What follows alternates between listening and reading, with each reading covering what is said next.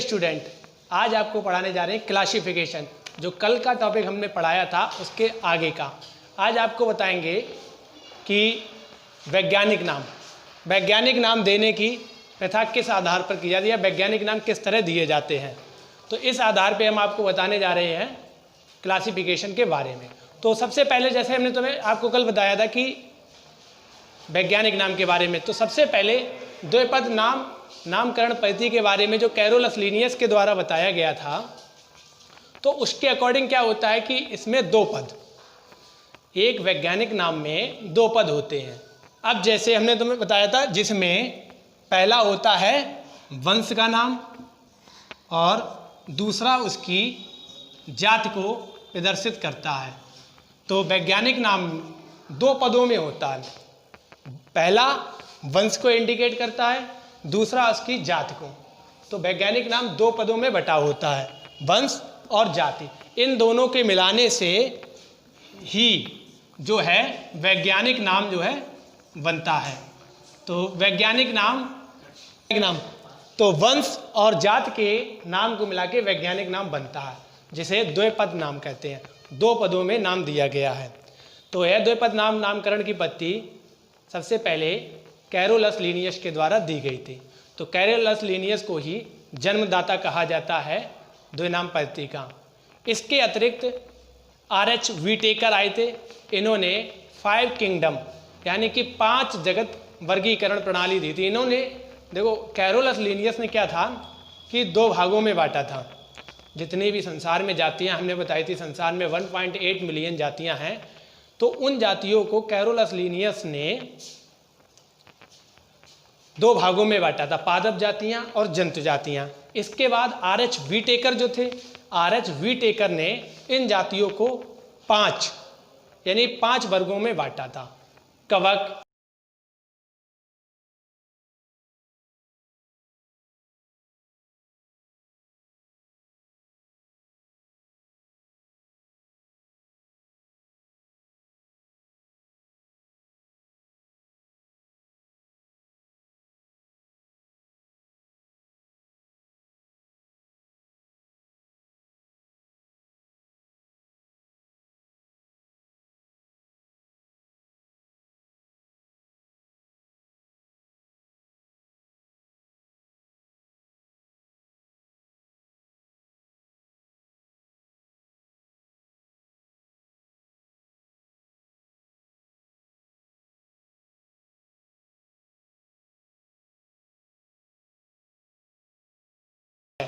तो वंश को दिखाता है। वंश किसी भी जाति का एक ही जैसा हो सकता है। वंश का मतलब ये है कि वंश, अब जैसे वंश से तात्पर्य ये है कि पैंथेरा, तो जो पैंथेरा एक वंश है, ये वंश है बिल्ली का। तो पैंथेरा वंश होता है बिल्ली वर्ग का। अब बिल्ली की प्रजातियां कौन कौन सी हैं?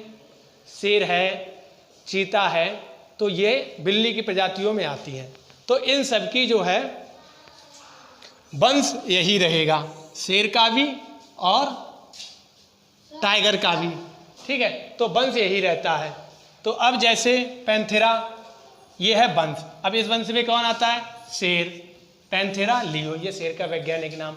इसी तरीके से इस वर्ग में और कौन आता है? पैंथेरा वर्ग में जैसे चीता, तो पैंथेरा टिग्रिस, तो ये चीता का हो गया वैज्ञानिक नाम। जैसे मानव का होता है वंश होमो और जाति मानव की होती है सेपियंस। तो मानव का पूरा वैज्ञानिक नाम क्या हो जाता है? होमो सेपियंस। ठीक है, तो इस तरीके से 2 पदों को मिला के वैज्ञानिक नाम की जो है वैज्ञानिक नाम बनाया जाता है। वैज्ञानिक नाम की आवश्यकता क्यों पड़ी, इसके बारे में आपको समझना होगा। क्या होता है, संसार में बहुत सारे देश हैं, अलग अलग जगह पर अलग अलग जंतु को अलग अलग नाम से बोला जाता है। अनुसंधान करने वाले जो वैज्ञानिक होते हैं वो हर एक जगह के वैज्ञानिक होते हैं। एक ही स्थान पे कई जगह के एक ही जगह पे वैज्ञानिक होते हैं। अब सब अपनी जगह के स्थानीय भाषाओं में उस जंतु का नाम लेंगे तो अनुसंधान करने में समस्या आती है। ठीक है, जैसे बहुत जगह पर अलग अलग नाम से पुकारे जाते हैं। ठीक है, तो अब क्या किया वैज्ञानिकों ने क्या किया, जंतुओं को एक विशेष नाम देने लगे। अब जैसे हमने बताया कि गाय होती है, गाय का वैज्ञानिक नाम वोस्टोरस होता है, ठीक है। तो अब गाय को अलग अलग देशों में अलग अलग नाम से पुकारा जाता है। अब सब जगह के वैज्ञानिक होंगे, सब अलग अलग नाम लेंगे तो जो है समस्या आती है। तो इसलिए क्या करते हैं, अनुसंधान में समस्या ना आए इसलिए वैज्ञानिकों ने क्या किया, गाय को एक नाम दे दिया जो पूरे विश्व में जाना जाता है। पूरे विश्व में गाय को उसी नाम से जाना जाएगा, वोस्टोरस के नाम से। तो इसी आधार पर जो है वैज्ञानिक नाम देने की पता चली। अब वैज्ञानिक नाम देना इसीलिए आवश्यक होता है।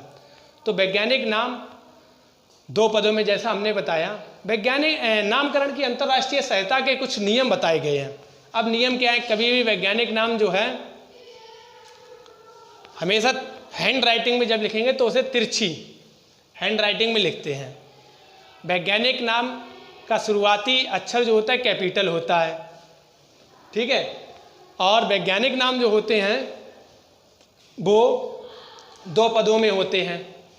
तो ये वैज्ञानिक नाम लिखने के कुछ अंतर्राष्ट्रीय नियम हैं जो वैज्ञानिकों के द्वारा सुझाए गए थे। तो इसी आधार पर जो है कैरोलस लिनियस ने जो है वैज्ञानिक नाम देने की प्रथा रखी थी। अब आपके इसमें बताया जाएगा जगत के बारे में, यानी जगतों के बारे में, तो किंगडम के बारे में। सबसे पहले हम बताते हैं जगत मोनेरा के बारे में। जगत मोनेरा से तात्पर्य है सूक्ष्म जीवों का वर्ग, यानी सूक्ष्म जीवों का संघ। यानी इस जगत मोनेरा में आते हैं बैक्टीरिया यानी कि जीवाणु। जगत मोनेरा देखो, पृथ्वी पे सबसे पहले, वैसे तो वायरस की उत्पत्ति, लेकिन सबसे पहले पृथ्वी पर आने वाला यही जगत था। और सबसे बड़ा जगत जो होता है वो होता है संघ आर्थ्रोपोडा। संघ आर्थ्रोपोडा की 9 लाख जातियां हैं। संसार में जंतुओं की 14 लाख जातियां, जिसमें 9 लाख संघ आर्थ्रोपोडा की जातियां हैं। तो आर्थ्रोपोडा 60% जो है जंतु जगत को घेरे हुए है। तो सबसे बड़ा जगत जो होता है वो होता है संघ आर्थ्रोपोडा।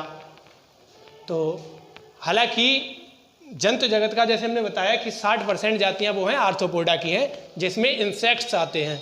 जितने भी कीड़े मकोड़े होते हैं वो जगत मोनेरा के अंतर्गत आते हैं।